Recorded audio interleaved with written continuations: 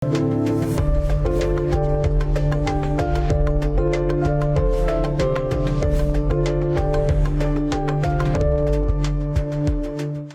वालेकुम ladies and gentleman and welcome back to a brand new episode of Samaa money with Ghazal Ahmad.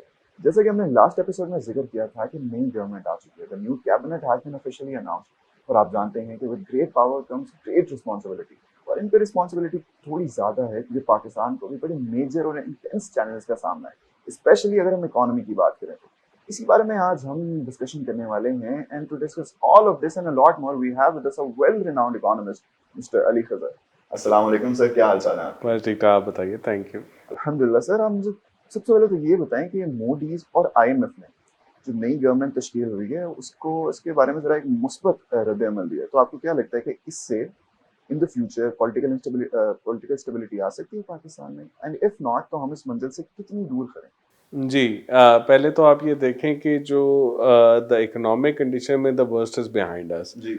ठीक है जी, जो पिछला एसपी आया था, जो लास्ट गवर्नमेंट जब जा रही थी, जब शहबाज शरीफ प्राइम मिनिस्टर थे तो जी। आया था, और उसके बाद से जो अगले कोई 6-8 महीने में केयर टेकर जो गवर्नमेंट रही है, तो उन्होंने वो उसको स्टेबिलिटी को लाने के लिए काम किया। उन्होंने जी। फिस्कल टाइटनिंग पे भी काम किया है, मॉनेटरी पॉलिसी भी टाइट होकर 22% पे हो गई, और आपकी जो है डिमांड भी गिरने लगी। तो मैक्रो इकोनॉमिक स्टेबिलिटी बेहतर हो चुकी है। जो जी। फर्स्ट क्वार्टर के नंबर, जैसे फाइनेंस मिनिस्टर ने कहा है, वो भी बेहतर हो चुके हैं, और अब स्टेबिलिटी को लेके जाना है। तो ये स्टेबिलिटी जो आई है, इसको देख के रेटिंग एजेंसीज जो है वो अपना वो जो है ना, पाकिस्तान के ऊपर जो व्यू है वो उसको स्टेबल कर देते जा रही है, पॉजिटिव करते जा रही है। जी। और दूसरा, आपको पता है कि आईएमएफ की एक बहुत बड़ी कंडीशन है कि नया प्रोग्राम के लिए जो है वो एक डेमोक्रेटिक गवर्नमेंट होनी चाहिए।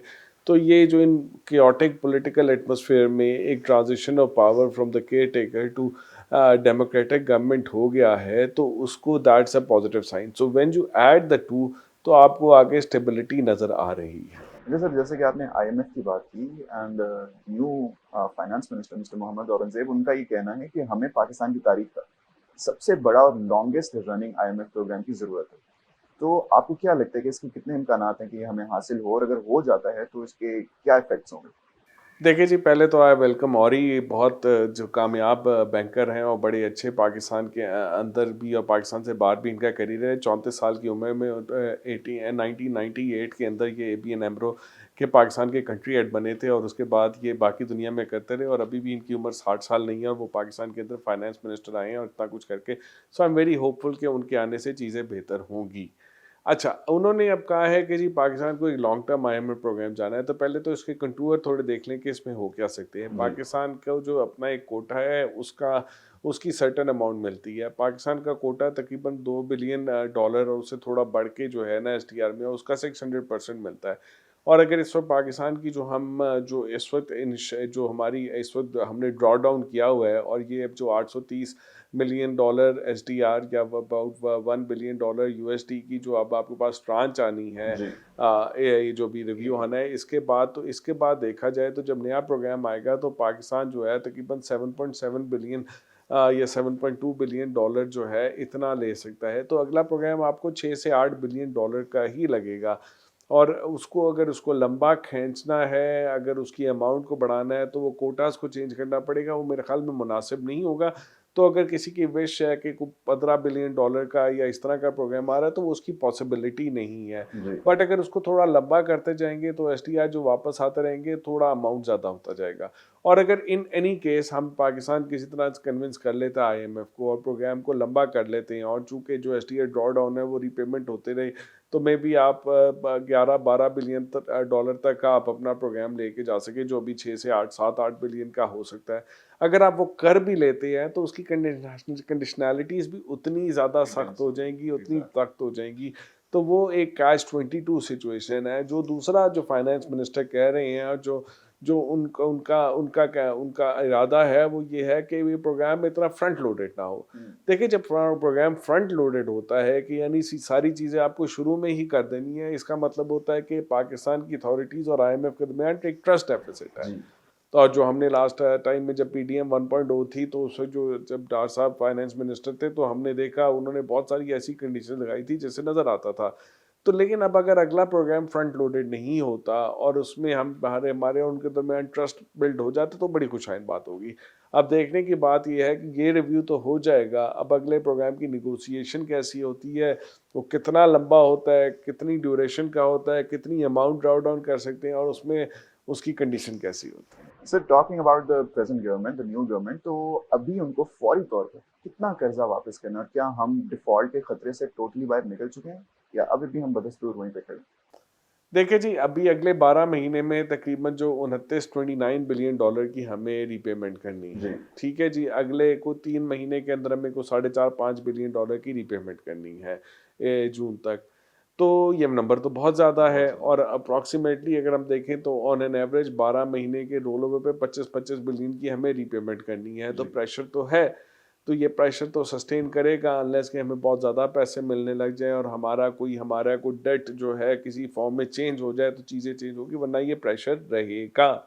हाँ, अब डेट का आपका आपने कहा डिफ़ॉल्ट डिफ़ॉल्ट देखिए, डिफ़ॉल्ट के लिए कुछ कंडीशंस होती जी। हैं और डिफ़ॉल्ट का एक सीज़न होता है, ग्लोबल सीज़न भी होता है। जैसे लास्ट ईयर 2022 के अंदर आपको याद होगा जब वोट ऑफ नो कॉन्फिडेंस हुआ था और उसके बाद जो है global commodity prices super cycle चला गया था। दुनिया भर में जून के अंदर जो है जून 2022 के अंदर कमोडिटी प्राइसेस पीक कर गई थी और हर तरह की कमोडिटी प्राइस पीक कर गई थी और ऐसे टाइम पे जब पाकिस्तान में जो पॉलिटिकल चेंज आया था, तो एनर्जी प्राइसेस फ्रीज़ कर दी गई थी और एकदम सब्सिडी का एलिमेंट खड़ा होना शुरू हो गया था और टैक्सेस कम होने शुरू हो गए थे।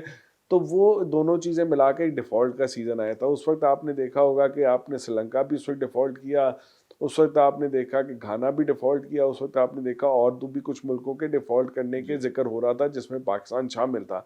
अच्छा, उसके बाद 2023 के अंदर ये हमारे मसले रहे, हमारे 2023 में इवन जब इसहाक डार साहब थे जून के करीब और जब ये एसपीए करने से पहले डिफ़ॉल्ट रिस्क फिर एकदम बहुत बढ़ गया था कि वो पाकिस्तान की अपनी जो इकोनॉमिक डिसीजन मेकिंग थी और जो पॉलिटिकल रोड मैप था वो अनक्लियर था और कमोडिटी सुपर साइकिल बूम भी अभी उस तरह से पूरा उतना नहीं था। आज अगर हम देखें तो पिछले 9 महीने की जो कारकर्दगी है, जो मैक्रो इकोनॉमिक स्टेबिलिटी अचीव की है, plus global commodity prices recede कर रही हैं, दुनिया भर के अंदर जो है इंटरेस्ट रेट टाइट हो रहे हैं, इन्फ्लेशन स्टिकी ऊपर है, तो डिमांड गिरेगी जिससे प्राइसेस नीचे आएँगी। और तो उसको देखते हुए दुनिया में इस वक़्त किसी भी मुल्क में एज़ सच डिफ़ॉल्ट का वो ख़तरा नहीं है, तो वो ख़तरा पाकिस्तान में भी इमीडिएट तौर पे नहीं रहा क्योंकि वो सीज़न वो एक ग्लोबल और लोकल कंडीशंस का जो कन्फ्लुएंस था, जो एक अमलगमेशन थी, जो उनका एक कॉम्बिनेशन था, वो अब एग्ज़िस्ट नहीं करता। हैविंग सेड दैट अगले 3-4 साल में 25-25 अरब डॉलर की हमें रीपेमेंट करनी है, तो ये रिस्क कभी भी ग्लोबल और लोकल कंडीशंस अगर दोबारा ख़राब होने लग जाए, तो ये रिस्क कभी भी वापस आ सकता है। वैसे सर ये जो नई गवर्नमेंट है ये इत्तेहादी गवर्नमेंट है, कोलिशन गवर्नमेंट है, एंड सेफ टू से कि ये पीडीएम 2.0 जैसे आपने पहले इसका जिक्र किया, पीडीएम 1.0 कहकर। तो आपको लगता है कि जैसे कि पाकिस्तान में अभी बुनियादी इस्लाहात की ज़रूरत है, तो ये इसकी कैपेबिलिटी रखते हैं? देखिए जी, इतना ये उस पीडीएम से थोड़ी-सी ये फ़र्क हुकूमत जी। है। एक तो वो पीडीएम जो आई थी, वो थोड़े टाइम के लिए आई थी और उसने फ़ौरन इलेक्शन पे जाना था। और वो भी उसको आपने देखा कि वो इलेक्शन को डिले भी करते रहे हैं और वो कोई जितना इलेक्शन जिस जिस टाइम पे होने चाहिए थे शायद उससे डिले हुए हैं इलेक्शन, खास तौर पे सूबों के इलेक्शन जो है वो काफ़ी डिले हुए हैं। जी। तो उस वक़्त चूँकि उन्होंने फौरी तौर पे इलेक्शन पे जाना था, तो वो पहले दिन से इसी मूड में थे कि जी हम रिलीफ़ दें, क्या करें?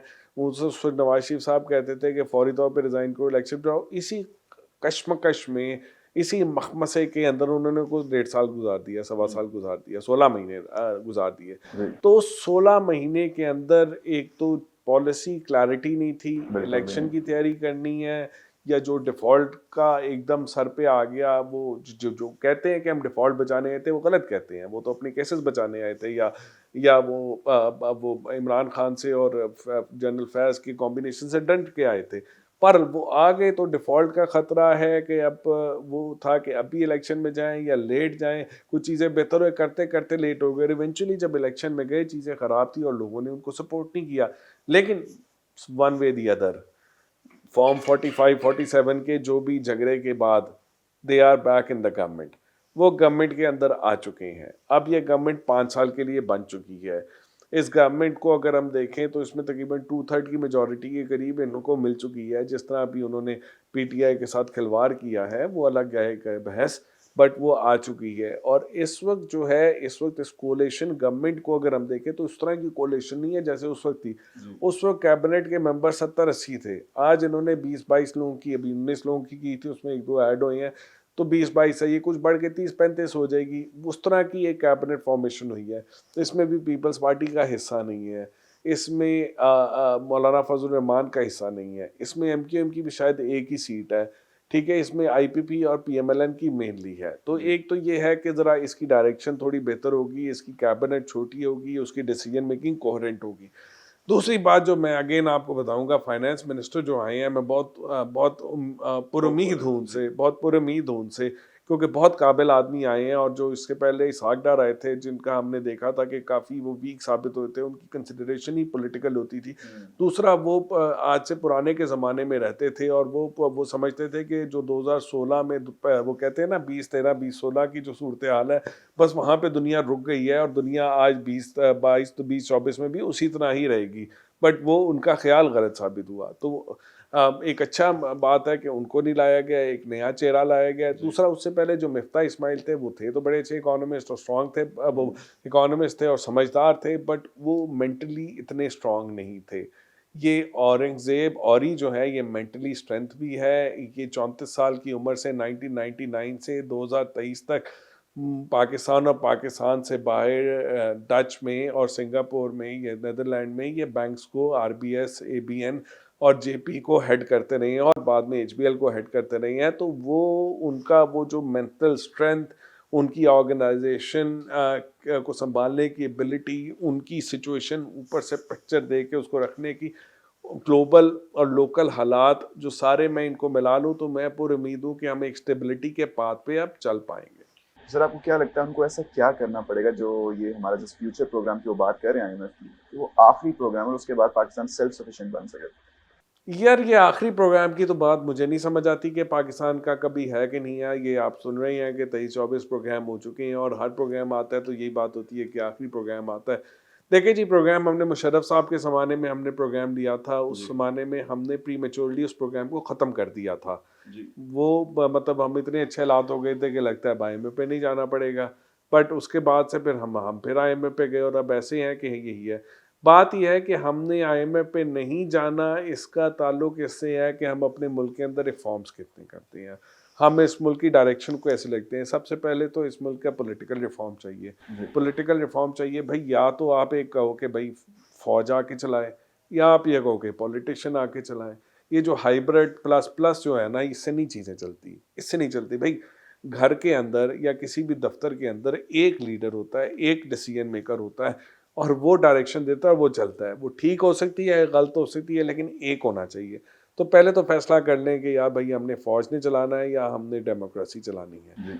अगर आपने डेमोक्रेसी चलानी है तो फिर उस डेमोक्रेसी को ज़रा सी तरीके से लेके आए। तो पहले ये रिफॉर्म करेंगे तो इकोनॉमिक रिफॉर्म होंगे ना, ठीक है। या तो इनमें से पहले एक फैसला करें चलाना किसने है, ठीक है जी। अगर हमें दुनिया अगर तंग ना करे तो हम कभी भी डेमोक्रेसी ना लाएं।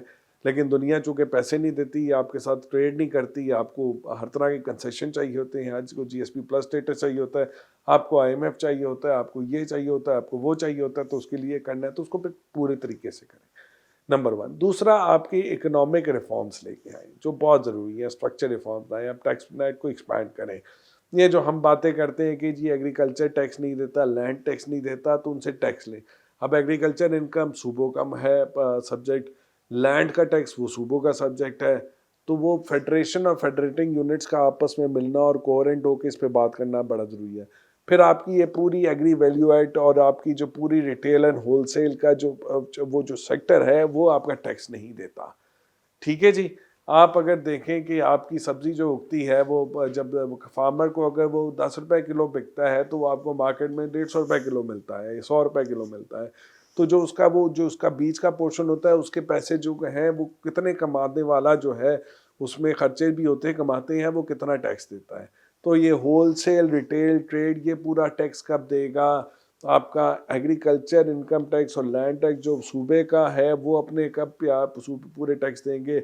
फिर आपका एक्सपेंडिचर जो है, गवर्नमेंट का साइज जो है वो बहुत बड़ा है। बहुत सारी गवर्नमेंट की चीज़ें जो फेडरल गवर्नमेंट में है वो सूबों में भी चल रही हैं, वो डिवॉल्व हो चुकी हैं लेकिन डिवॉल्व नहीं हुई है। फिर सूबों के अंदर भी बहुत बड़ा साइज है और सूबा बहुत बड़ा है। पंजाब, ये लाहौर हम जहाँ बैठे हैं, ये पंजाब 110 115 मिलियन लोगों का सूबा है। दुनिया के 16 बड़े मुल्कों में आता है ये। तो ये एक सूबे को, इस सूबे के 5-6 हिस्से होने चाहिए, छोटा छोटा होना चाहिए। कोई हवा ना बने ना, कुछ सीएम एफएम कोई हवा ना बने, छोटे छोटे यूनिट्स हो, उनको उनको डिसेंट्रलाइज करें, उनको ठीक तरह से चले। वही अपने एरिया में टैक्सेशन करें, वही अपने एरिया में उनके ऊपर डेवलपमेंट का काम करें, और ओवरऑल फेडरल गवर्नमेंट अपने टैक्सेशन को बेहतर करे, अपने खर्चे को कम करे। तो ये सब चीज़ें कॉम्बिनेशन होगी तो कुछ साल लगेंगे और फिर जाके हम कहेंगे कि हाँ, हम IMF प्रोग्राम से निकल आए हैं। 1990 की दिहाई में इंडिया के अंदर मनमोहन सिंह की जब गवर्नमेंट अब आई थी, तो उन्होंने, जो मनमोहन सिंह जब वो जब प्राइम मिनिस्टर थे, उन्होंने उन्होंने यही काम इसी तरह किया था कि उन्होंने अपने रिफॉर्म्स किए थे और उसके बाद पीछे मुड़ के नहीं देखा। तो हमें भी ऐसा ही करना पड़ेगा। स्टेट प्रोविंशियल लेवल पे भी आपको बड़ी ज़्यादा रिफॉर्म्स की ज़रूरत है। जैसे कि आप कह रहे थे कि रिटेल सेक्टर, एग्रीकल्चर सेक्टर और रियल एस्टेट टैक्स नहीं देता, तो इस पे मोहम्मद औरंगजेब साहब ने भी कहा है कि टैक्स नेट बढ़ाना है, हम अपनी पोटेंशियल से बहुत कम टैक्स कलेक्ट कर रहे हैं, उन सब सेक्टर से टैक्स हमने इकट्ठा करना है। लेकिन हम जानते हैं कि FBR के जो एक्स चेयरमैन थे शबीर जेबी साहब, शबर जेबी साहब, उन्होंने भी बड़ी कोशिशें की थी इस मुताबिक, लेकिन वो कामयाब ना हो पाए थे। तो क्या आपको लगता है कि मोहम्मद औरंगजेब साहब की ये कोशिशें कामयाब हो आपको पाएंगी? पता है, शब्बर जब FBR चेयरमैन से हटके गए थे, उन्हें एंग्जाइटी डिसऑर्डर हो गया था। एंग्जाइटी डिसऑर्डर का क्यों हो गया था कि उनको इतना प्रेशर था मुख्तदर हलकों का, क्योंकि उनके अंदर वो शहद के छत्ते के अंदर जब आपने हाथ डालते हैं ना, तो वो आपको मक्खियाँ पड़ जाती हैं, तो वो मक्खियाँ उन्हें पड़ गई थी। और ये बात यही थी कि पहले पहले वही उन्हीं मक्खियों के छत्ते को जो है ना, वो बना के रखते थे और उसमें से प्यार से शहद निकाल के उन्हें देते थे, कि वो अकाउंटेंट भी थे। ठीक है ना, उन्हीं के अकाउंटेंट थे। वो टर्न रोग वाली बात होगी तो लोगों ने उन्हें छोड़ा नहीं। तो ये इस तरह की एक तो मेंटल स्ट्रेंथ बड़ी ज़रूरी चाहिए। मेंटल स्ट्रेंथ, जो भी फाइनेंस मिनिस्टर आता है, उसकी capability as an economist, as an accountant, उसका वर्ल्ड व्यू के साथ वो कितना मेंटली स्ट्रांग है। जैसे शबर मेंटली स्ट्रांग नहीं साबित हुए, मिफ्ता बहुत समझदार थे बट मेंटली स्ट्रांग नहीं साबित हुए, तो औरंगजेब अगर मेंटली स्ट्रांग साबित होंगे तो इस मामले में कुछ ना कुछ प्रोग्रेस कर सकेंगे, बट ये बड़ा मुश्किल सफ़र है। जैसे साथ ही साथ एक और मेरा सवाल आपसे ये है कि बड़ा ज़्यादा इम्कान ये ज़ाहिर किया जा रहा था कि अरब ममालिक से हमें बिलियंस ऑफ डॉलर्स की इन्वेस्टमेंट आएगी, लेकिन वो तो ना हो पाया। तो अभी भी उसका कोई इम्कान है या ये मामला ख़त्म हो चुका है? यार, ये जो अरब ममालिक से जो हमारी इन्वेस्टमेंट है ना, मैं इसके इतनी को फेवर में नहीं हूँ। आप अगर मेरे आर्टिकल्स भी पढ़ें तो मैं पिछले 3-4 हफ्ते से इस पे बड़ा क्लियरली लिख रहा हूँ। तो गवर्नमेंट टू गवर्नमेंट, जो G2G जिसको कहते हैं, जी, जो उसकी इन्वेस्टमेंट होती है, वो इन्वेस्टमेंट जो होती है, it always has strings attached with it. वो मतलब आपकी डोरी उनके हाथ में होती है, वो भी खींच ले। मैं आपको मिसाल देता हूँ, सीपैक की मिसाल देता हूँ। जी, सीपैक का जब फेज़ 1 हुआ, जब अभी हमने 2015 से 2018 के दरमियान हमने देखा कि सीपैक का फेज़ 1 हुआ, उसमें बहुत सारे एनर्जी के प्रोजेक्ट्स आए। बहुत सारे एनर्जी के प्रोजेक्ट्स आए, आपके पावर प्रोजेक्ट आए। अगर हम 2013 में देखें तो इसी लाहौर शहर के अंदर 18 घंटे की लोड शेडिंग होती थी। जी, ठीक है जी, आपने उस लोड शेडिंग को 18 घंटे तो नहीं, 16 घंटे तो लोड शेडिंग गर्मियों में ये मैंने was a lot. देखी है। मैंने रात को 16 घंटे होती थी, मुझे याद है, 18 नहीं 16 तक मैक्सिमम लोड शेडिंग गई है। बट 12 घंटे वो 8 से 12 घंटे तो नॉर्म होता था ना, पूरा साल चलती थी। जब पीक समर में सुबह इतनी भी हो जाती थी। आप उस लोड शेडिंग को, उसकी वजह से इंडस्ट्री जो है वो डेवलप नहीं हो पा रही थी, लोगों अपने मतलब कारोबार बढ़ा नहीं पा रहे थे, तो आपको वो एनर्जी का इंफ्रास्ट्रक्चर लगाना बड़ा ज़रूरी था। बट आपने, सवाल ये था कि आपने जो 2006-7 के बाद आपने प्रोजेक्ट लगाए थे, 2015 में जब लगाने शुरू किए तो आपको कितने लगाने चाहिए थे?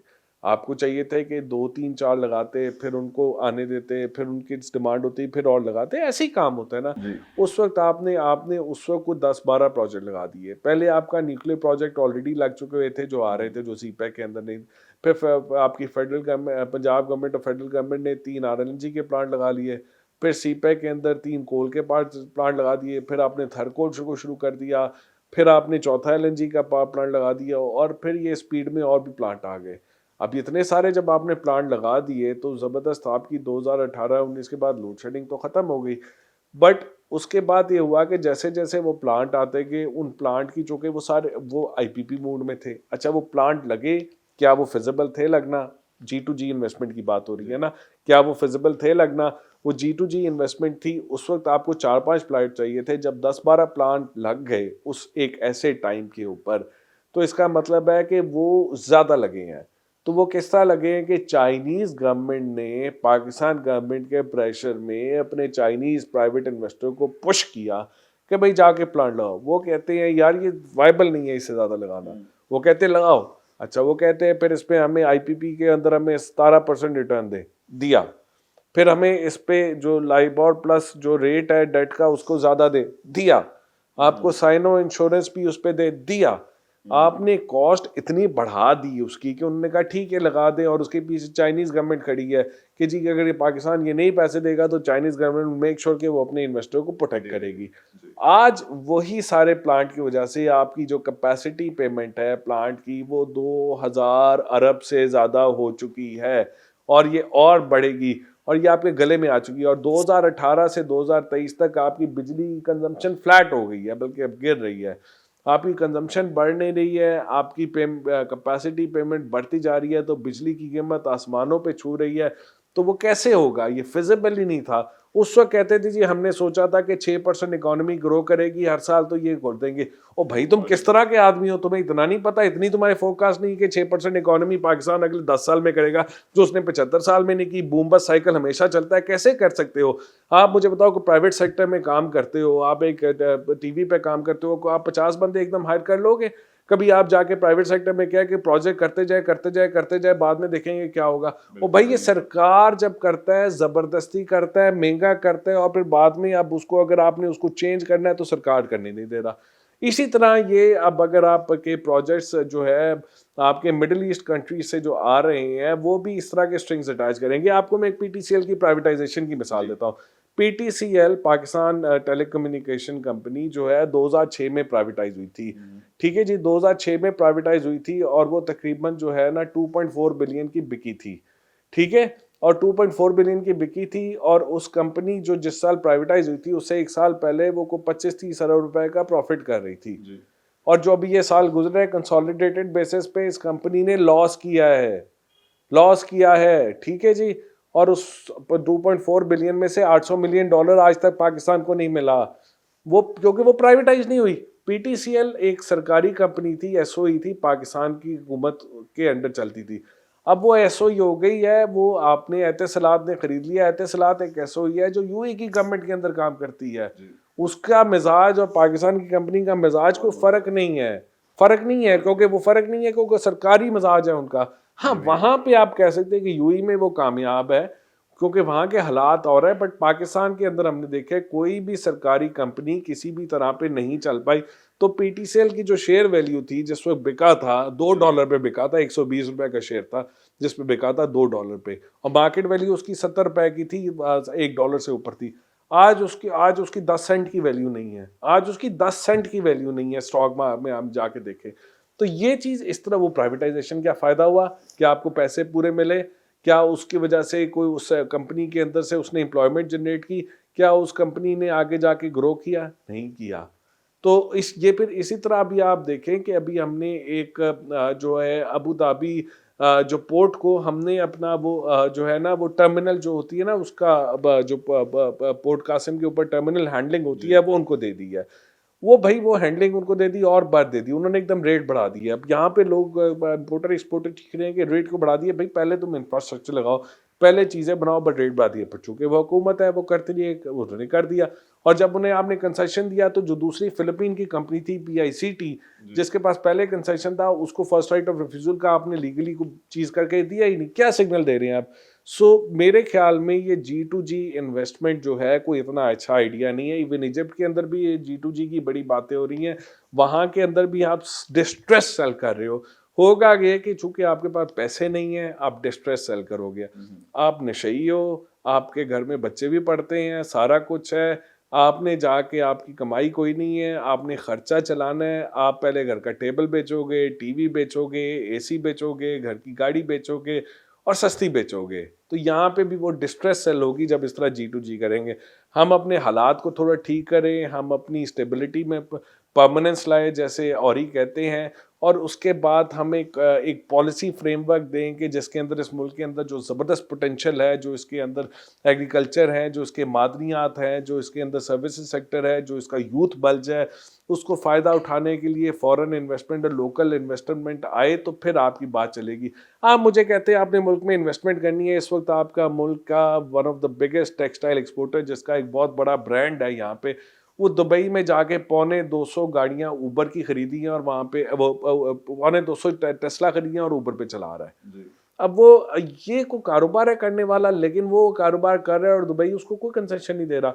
और पाकिस्तान के अंदर जिधर से उसने सारा पैसा बनाया है, यहाँ पे कंसेशन दे के वो इन्वेस्ट नहीं कर रहा, और वो बाहर जाके वो रिस्क ले रहा है और ऐसे रिस्क ले रहा है।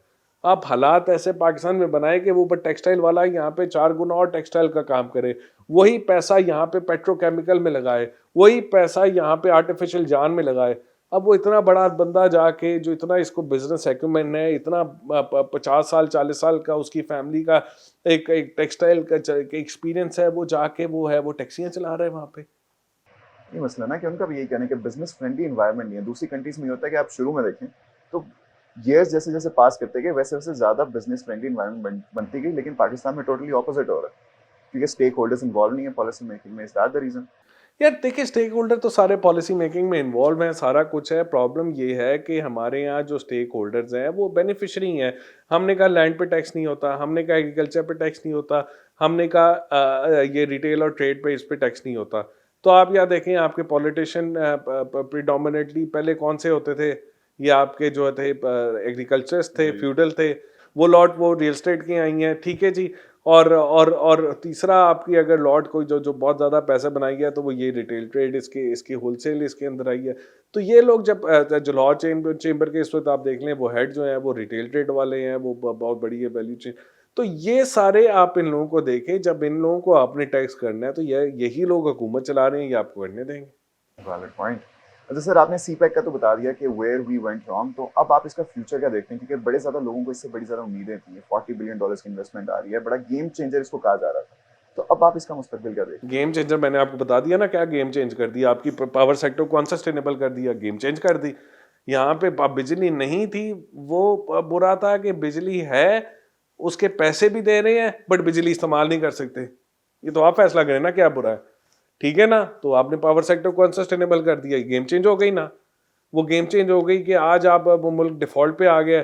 आज इस मुल्क की डोरी ऐसे हाथ में है कि 2 बिलियन $3 बिलियन सऊदी अरब देता है, यूएई देता है, इधर देता है, वो देता है, उस पे कर सकते हैं। आज आपकी गेम ये चेंज हो गई है आपके आपके पीएसएल के अंदर को फ़लस्तीन का वो नहीं लेके जा सकता, क्योंकि आप अपने लेंडर्स को उनके पार्टनर आगे इजराइल हो सकता है, उसको आप नाराज़ नहीं करना चाहते। गेम चेंज हो गई है, ये गेम चेंज हुई है, ये गेम चेंजर कहते हैं। ये गेम चेंज, ये सारी चीज़ें आज SIFC और उसके साथ ये G2G जो जो आपकी सऊदी अरब और यूएई की इन्वेस्टमेंट है, ये गेम चेंजर हो रहा है। कल को ये गेम चेंज भी हमारे गले में पड़ी रहेगी, जैसे ये पुरानी गेम चेंज पड़ी है।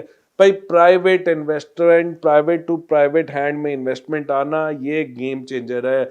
आप स्ट्रक्चर रिफॉर्म्स करते हैं, आप इकोनॉमी का पतरा सीधा करते हैं, इसको बैलेंस ऑफ पेमेंट क्राइसिस से निकालते हैं, अपने फिस्कल हाउस को ऑर्डर करते हैं, IMF को टाटा बाय करते हैं और फिर ग्रो करते हैं। जो इंडिया में मनमोहन सिंह ने किया वो गेम चेंजर है। गेम चेंजर है जो इंडिया में मनमोहन सिंह ने किया। गेम चेंजर है जो साउथ कोरिया में 1960s में उनके उनके उसको जो लीडर था उसने किया। गेम चेंजर है जो 90s 80s से 90s के अंदर से वियतनाम ने करना शुरू किया। गेम चेंजर है जो चाइना में 1970s के बाद होना शुरू हुआ। ये गेम चेंजर होते हैं। ये तो बस नारे होते हैं, बयानबाजियां होती हैं। एक पॉलिटिशियन है, वो बयानबाजियां करके वोट डाल देता है, दूसरे हैं वो बयानबाजियां करके इस तरह की इन्वेस्टमेंट की बातें करते हैं। अवाम तो दोनों तरफ पिस रही है। बिल्कुल ऐसी बात है। तो सर, ये मौजूदा पाकिस्तान के जो हालात हैं, इनका जिम्मेदार है कौन? ये तनज़्ज़ुली पाकिस्तान की इकोनॉमिक फ्रंट पे कब शुरू हुई? इसके जिम्मेदार मैं और आप हैं, सब हैं, ऐसे ठीक है ना। मैं और आप इस पार्ट ऑफ द एलीट। ये कैमरे पे पीछे जो है ये पिस रहे हैं, मैं और आप एंजॉय कर रहे हैं।